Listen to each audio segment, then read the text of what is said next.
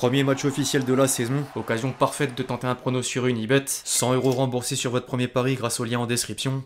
Conditions pour jouer en bas de l'écran.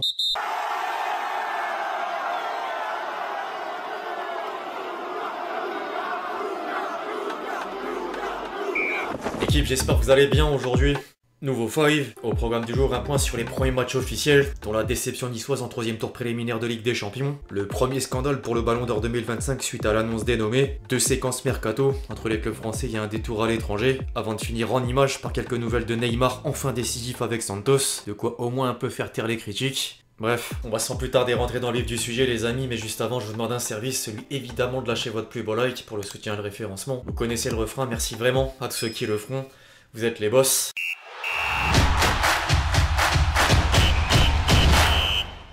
La saison européenne des clubs français démarre déjà sur une mauvaise note. Mercredi, l'OGC Nice était surclassé par Benfica sans jamais peser sur le plan offensif. En plus d'avoir 2 joueurs supplémentaires à l'infirmerie suite aux blessures de Dante et Morgan Sanson. Une soirée noire à tous les niveaux. Le Gym n'a enregistré aucune victoire sur ses 11 derniers matchs européens. Il faudra créer l'exploit interportugaise pour obtenir la qualification. En parallèle, la préparation touche petit à petit à sa fin. La session de matchs amicaux aura permis à certains d'amener des automatismes pour les recrues, comme à Lille, où Giroud s'est offert un doublé contre Venezia. Une image vaut 1000 mots.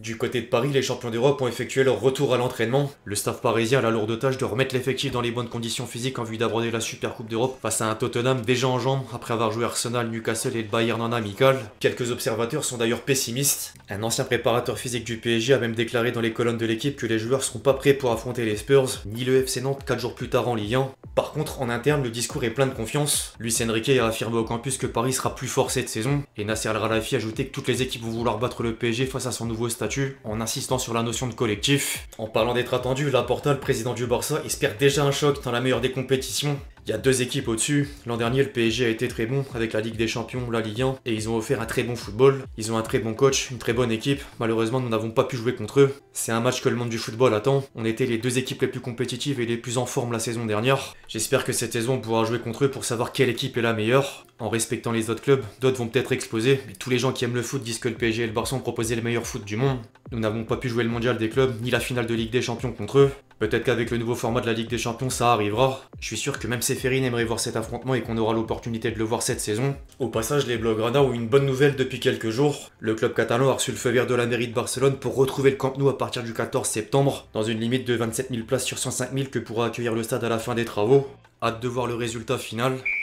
En attendant, un autre Barça PSG a lieu hors des terrains. France Football a révélé les 30 nommés pour le Ballon d'Or et les 2 clubs occupent presque la moitié de la liste. Bellingham, Dembélé, Donnarumma, Désiré Doué, Dumfries, Guirassy, Gyökeres, Haaland, Hakimi, Harry Kane, Kvaratskhelia, Lewandowski, McAllister, Lautaro Martinez, Mbappé, McTominay, Nuno Mendes, João Neves, Michael Olise, Cole Palmer, Pedri, Rafinha, Declan Rice, Fabian Ruiz, Mo Salah, Van Dijk, Vinicius, Vitinha, Florian Wirtz et Lamine Yamal.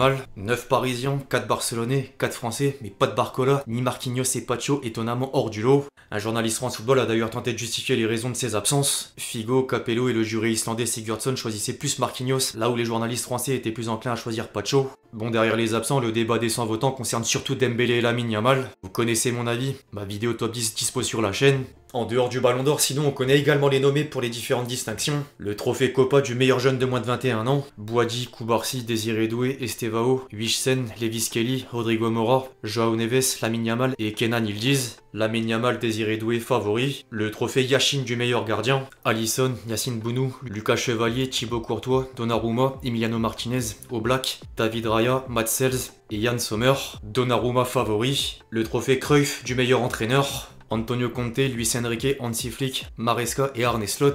Luis Enrique favori, sans oublier le titre de meilleur club de l'année. Barça, Botafogo, Chelsea, Liverpool et PSG. Paris évidemment favori. Rendez-vous le 22 septembre pour la cérémonie.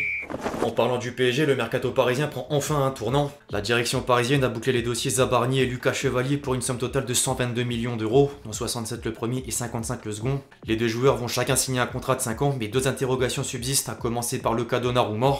Aux dernières nouvelles, le gardien formé au LOSC est confirmé en tant que numéro 1. Du coup, la tendance serait un départ du portier italien. En parallèle, le PSG voit Barcola ciblé par Liverpool. Les Reds ont fait d'Alexander Isak une priorité, mais l'ancien Lyonnais pourrait vite devenir une solution en cas d'échec, d'autant plus que les dirigeants parisiens réclament 100 millions millions d'euros, un montant inférieur au chiffre évoqué pour l'attaquant suédois, et le joueur a simplement changé d'agent. George Mendes out, Moussa Sissoko in, c'est peut-être le signe qu'il sonde le marché en vue d'un nouveau défi. Le trio Nasser Al-Khelaifi, Luis Campos, Luis Enrique favorise quant à lui une prolongation, sans pour autant exclure un transfert si Barcola demande un départ. Fabrizio Romano précisait même en vidéo que le PSG est prêt à lancer la piste Rodrigo.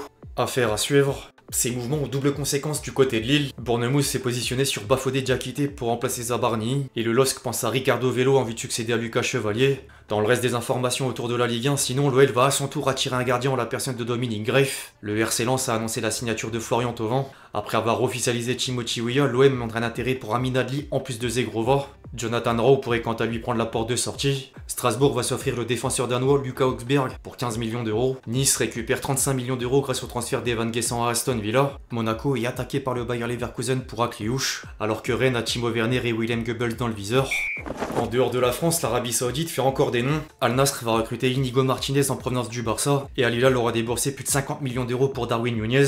En parallèle, Liverpool voit Leipzig convoiter Harvey Elliott en vue de remplacer Xavi Simons en partance vers Chelsea. Les Blues pensent également au dégraissage de l'effectif en cédant Marc Joyou à Sunderland et le duo Hugo Chukwu-Armando Broja à Burnley. Nicolas Jackson serait quant à lui pisté par le Bayern et Newcastle. Les Magpies foncent d'une autre part sur Malik Thiaw jusqu'à avoir un accord sur les bases d'un contrat de 4 ans. Manchester United a investi 85 millions d'euros sur Benjamin Sesko. Heung-min Son est devenu le transfert le plus cher de l'histoire de MLS en arrivant au Los Angeles FC contre environ 23 millions d'euros. Et en parlant de la MLS, Thomas Müller rebondit bel et bien en Amérique du Nord au Vancouver Whitecaps. L'Arabie Saoudite commence à attirer des jeunes joueurs. Les États-Unis continuent avec ceux qui tendent vers la retraite. Du côté du Brésil, l'homme au centre de l'attention n'est autre que Neymar, double buteur lors de la victoire de Santos contre Juventude.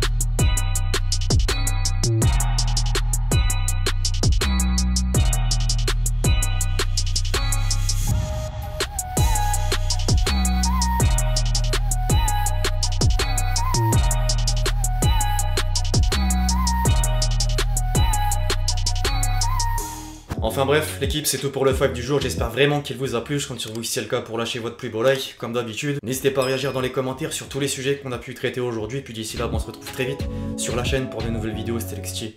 Ciao ciao.